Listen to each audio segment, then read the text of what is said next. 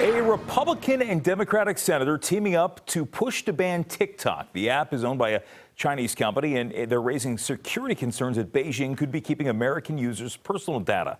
Meanwhile, the president's working to strike a security agreement with the app. Let's talk about it with Young Voices commentator Sean Tima, who's live with us here on Fox 5. Sean, we were down this path a year or two ago when the Trump administration had said they're going to push through with a ban against TikTok. That was quietly dropped, but the debate has not subsided.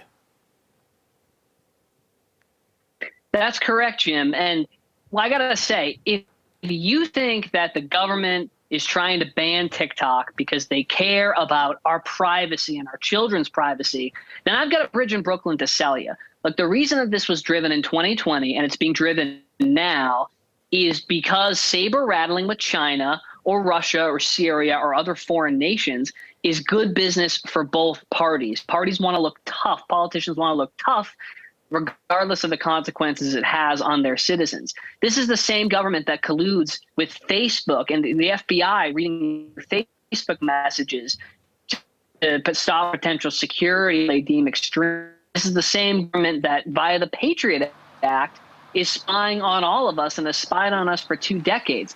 Look, if you don't want TikTok or you don't want to share your information with China, don't get TikTok. Don't let your kids get TikTok. But Nancy Pelosi and Mitch McConnell and Marco Rubio, they shouldn't be telling Americans what they can and can't do with their phones. My phone, my choice. That's what I say. Well, so we saw all this go on. And again, it feels like when we talk about Facebook, you mentioned Facebook and the Meta platforms, and obviously there's a big debate about Twitter right now and what information you give up. I think the one thing that people forget, and not to justify this one way or another, is that when you sign up for these free apps, you know, unless you're reading every line of those terms of service, you do give up the rights to certain information, whether or not it's right.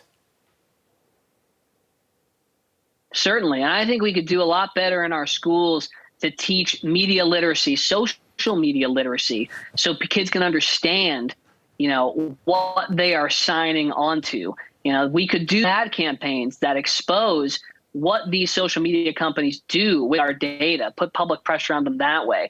The government could pass some laws that holds these tech companies accountable to share in a plain English way what they're doing with our data. And that could cover American companies and Chinese.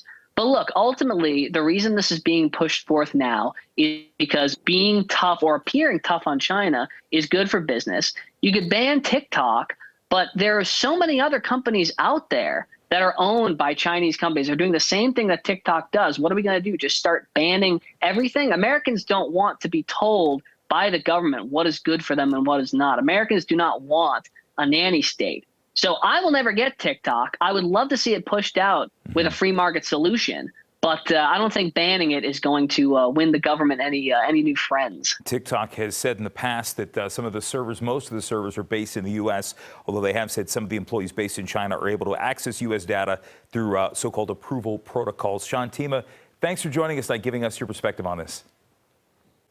Great to be here, Jim. Thanks.